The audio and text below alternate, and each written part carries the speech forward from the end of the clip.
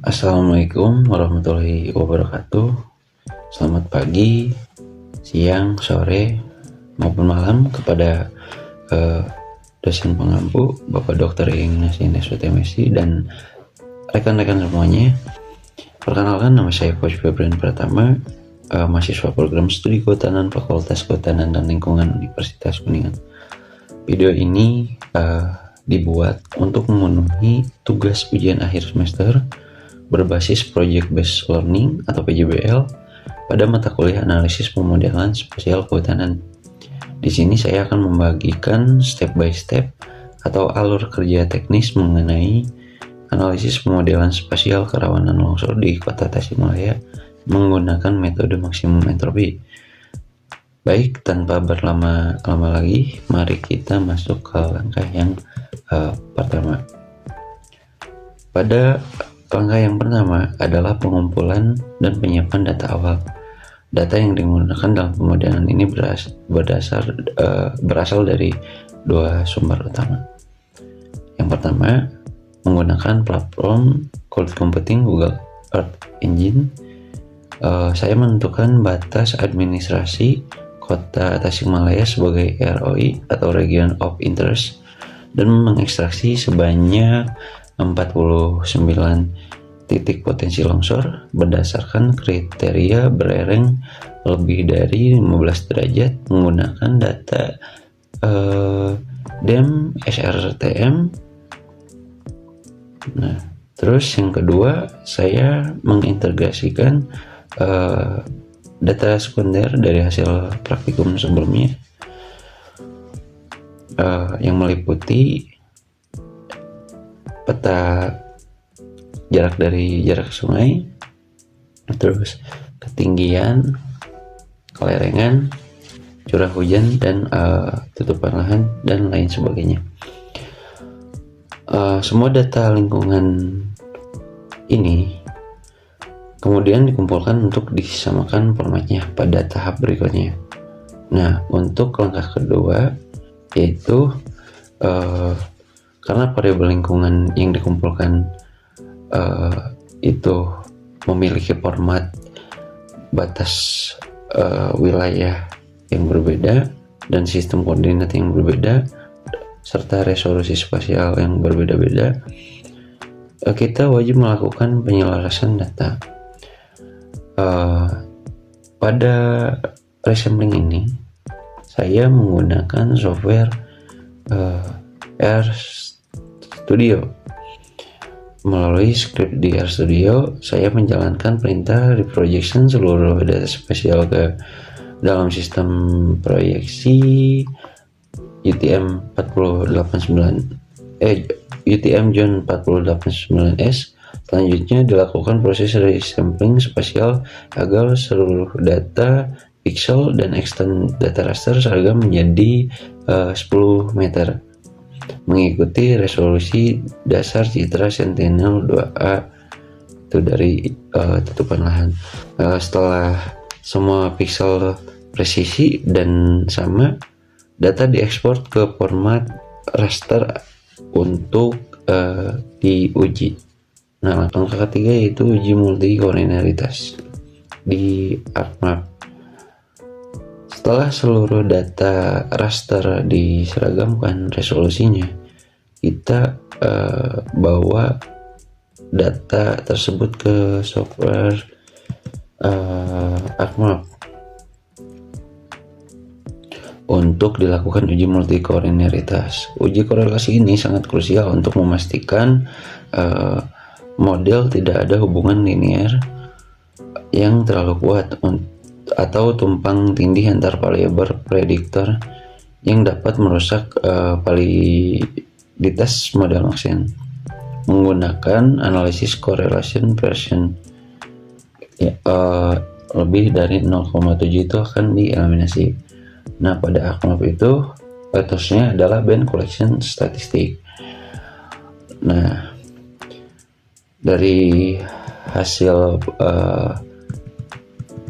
pengujiannya menunjukkan bahwa nilai korelasi antar variabel berada semua di bawah angka 0,7. Hal ini membuktikan memastikan bahwa seluruh data variabel yang kita itu bersifat independen, bebas dari redundansi, valid dan siap diubah ke format ASCII untuk dimasukkan ke software Maxent. Dan langkah selanjutnya yaitu kita pergi ke software Maxent. Nah, pada kolom sampel kita memasukkan file titik koordinat CSV yang berisi 149 titik potensi longsor yang telah diekstraksi dari Google Earth Engine. Kemudian pada kolom environmental layers kita masukkan folder lokal yang berisi 7 file ASCII variabel lingkungan yang sudah kita selaraskan resolusinya dan lolos uji multikolinialitas yang tadi. Nah, coba kita masukkan ya. Saya menyimpannya itu di data dpjbl, terus di titik koordinat. Nah, untuk environmental layers tuh ya menyimpannya di sini, di luar ini.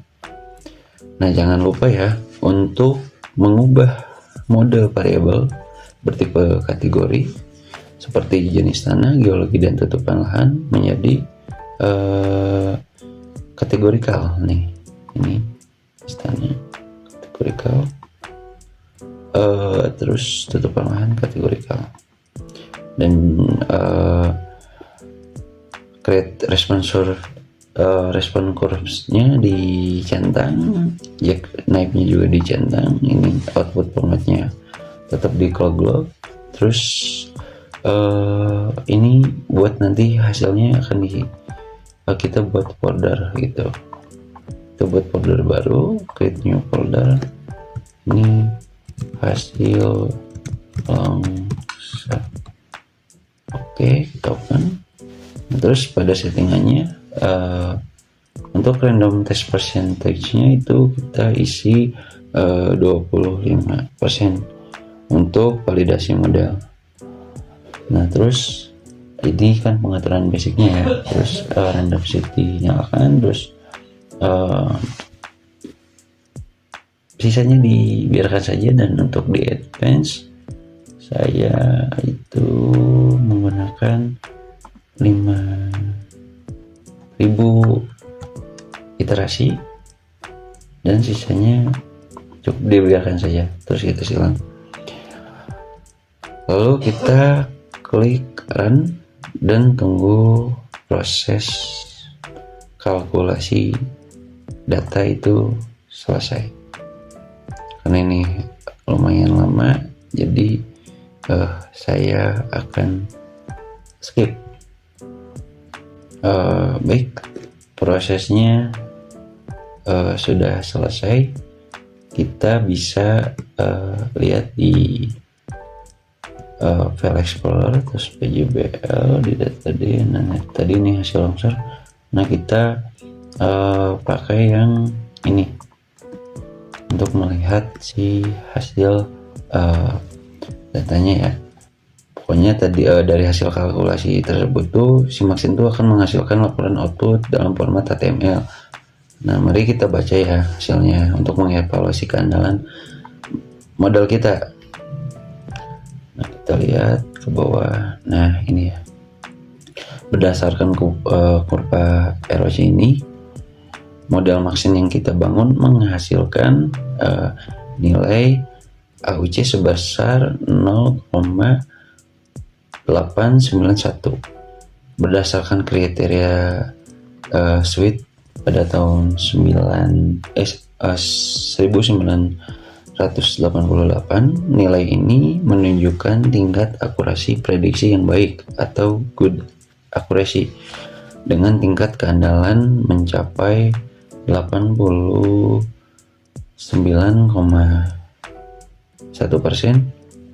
Jika kita melihat kontribusi variabel, nah faktor kelerengan atau slope itu memberikan kontribusi yang sangat dominan, yaitu sebesar 90,8%, disusul dengan variabel tutupan lahan sebesar 4,5%. Hal ini membuktikan secara ilmiah bahwa tingkat kecuraman lereng merupakan faktor pengontrol utama terjadinya fenomena longsor di wilayah ini. Langkah terakhir itu kita akan layout itu, kita akan layoutnya. Nah, untuk hasil layoutnya nanti saya akan tunjukkan di akhir begitu. Baik, ini hasil dari layouting yang saya kelaskan menjadi 3 kelas, yaitu 0 sampai 0,33 yaitu rendah, 0,33 sampai 0,66 itu sedang, dan 0,66 hingga 1 itu tinggi. Seperti ini. Ini hasil akhir ya dari peta distribusi potensi longsor di kota Tasikmalaya. Dari visualisasi peta zona kerawanan tinggi ini yang ditandai dengan warna merah ya, yang tadi sudah dijelaskan. Nah, sekian video tutorial pemodelan spasial dari saya. Terima kasih kepada dosen pengampu mata kuliah analisis pemodelan spasial kehutanan, Fakultas Kehutanan Universitas dan Lingkungan Universitas Kuningan atas bimbingannya. Dan jangan lupa untuk mampir ke Instagram Kehutanan Uniku di @kehutan_uniku. Terima kasih, semoga bermanfaat dan salam lestari.